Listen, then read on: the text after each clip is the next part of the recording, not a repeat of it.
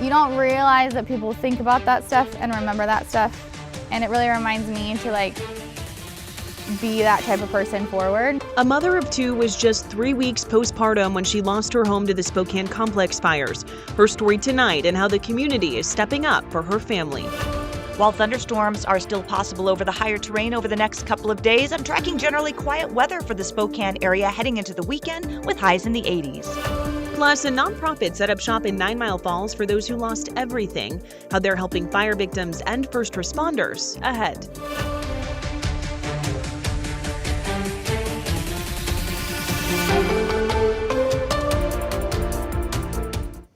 Good evening. Thank you for joining us for the Night Report here on KREM 2 News. I'm Sydney Schofield.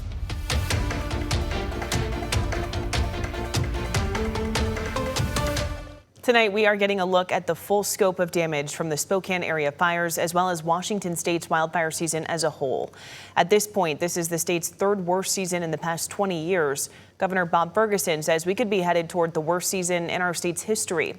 The state estimates nearly 780,000 acres in Washington have been lost to fires so far this year, nearly 10,000 of those right here in Spokane. And we now know the exact number of homes damaged or destroyed in these fires sits at 719. And one of those homes belonged to a woman who was just 3 weeks postpartum. The fires destroyed her 9 Mile home and everything inside it. But as KREM 2's Caitlin Galloway shows us tonight, Spokane showed up in a big way for this mom of two. The rebuilding process is just beginning for many Spokane families. Amy Moats lost everything right before her son's second birthday. Every time he sees dinosaurs, he goes, dinosaurs. Moats is a longtime customer at Spokane Baby Company, and the local business and their community herd went above and beyond, delivering wrapped dinosaur-themed gifts for the occasion. They reached out to me the day before my son's birthday, which was on Friday, and said that they had specifically ordered gifts for my son. You don't realize that people think about that stuff and remember that stuff, and it really reminds me to be that type of person forward. But the community support didn't stop there. They also helped Moats preserve a memory for her daughter. I told everyone, I was like, oh, but I grabbed my wedding dress. I have my daughter who's 3 weeks old. I want her to have a piece of our wedding. It wasn't until a few days later she realized she grabbed the wrong dress bag out of her closet. She called the bridal shop she got it from, Cloud9 Bridal, hoping for a miracle. It was a God thing because we had that dress, that style number from 4 years ago, which is unheard of in the bridal world. We're constantly turning over. I couldn't do anything but just say, yes, here, give it. I mean, you've lost so much. I can give you one wedding dress. Lisa Sayre, who also owns bridal collections in Spokane, gave away another dress to another fire victim and is currently helping another who lost her bridesmaid dress for an upcoming wedding. She says seeing the joy a wedding dress can bring is one of the reasons she loves her job. I could donate, but to actually hand something to somebody, I mean, she and I were both just crying like crazy. As for Moats, she says she wants to pay the kindness forward and teach her kids to do the same. One of the biggest prayers I have for my children is that they're going to be generous and kind and just show God's love to everybody. And they're going to know that because they've received it. And I'll make sure that they know that. Moats says she wishes she could thank every single person that has helped or donated face to face. In Spokane, Caitlin Galloway, KREM 2 News. Pretty incredible. And the generosity does not stop there. The disaster relief nonprofit Mercy Chefs came to the 9 Mile area to help feed those impacted by the fires. The 20-year-old organization provides professionally prepared meals to victims, first responders, and volunteers of natural disasters and emergencies. We've already done over 200 meals and we're still doing more meals as we speak. So we're in the middle of dinner service right now. So we'll probably finish around 600-700 meals today. We never, say no. So if there's an individual and maybe they're picking up meals for their own family and their neighbors, we're gonna make sure that happens. Mercy Chefs will be providing lunch at Lakeside High School and 9 Mile Elementary School from 11 a.m. to 1 p.m. and dinner from 4 p.m. to 6 p.m., though they will be serving meals until August 18th. Those impacted by the recent wildfires can apply to get emergency cash assistance through the Department of Social and Health Services. Because of the emergency declaration from Governor Bob Ferguson, the department has money to help, mainly for those in central and eastern Washington. The applications opened yesterday and will close once the emergency proclamation expires or if the money runs out. We've got a link with more on who qualifies and how to apply on our website. That's KREM.com.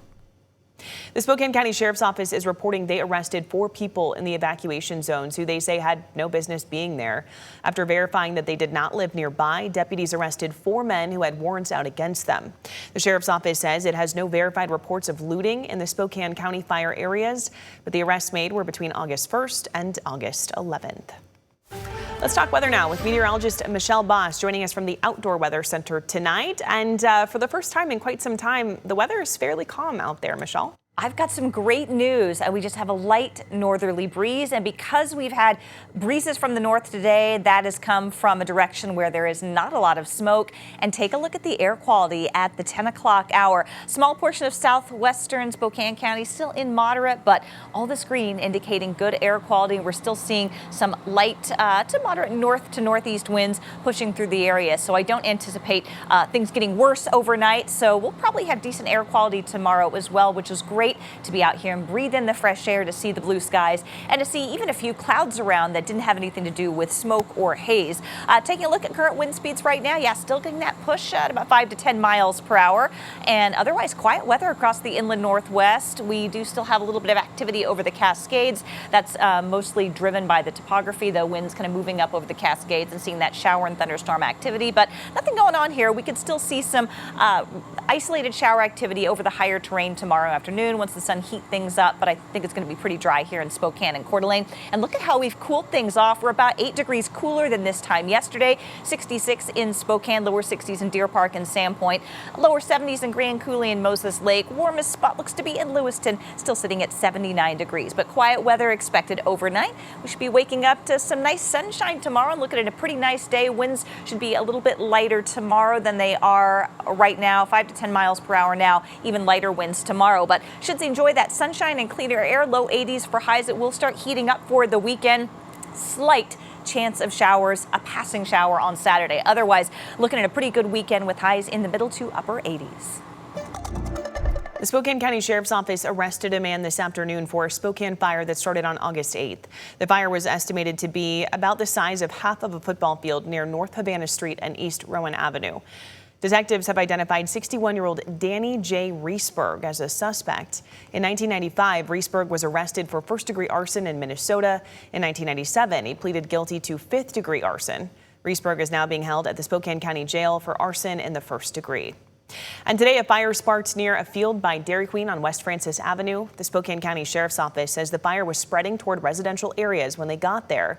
Investigators were able to identify a possible suspect, 35-year-old Matthew G. Robinson. Spokane County deputies say they found a bottle of hand sanitizer, which contained 70% alcohol, and a Bic lighter after searching Robinson. Robinson is at the Spokane County Jail tonight facing a first-degree arson charge. And right now, the Idaho Department of Lands fire investigators need your help finding this woman. They say she was seen walking by the sawmill fire in Coeur d'Alene shortly after it started, and they want to know if she saw something that could help investigators. If you recognize the person in this photo or you were in the area on July 30th, you're asked to reach out to the department at the number that you see on the bottom of your screen. Now to continuing coverage on a story from last year. A Post Falls man will spend up to 15 years in prison for getting into an excavator and destroying a home.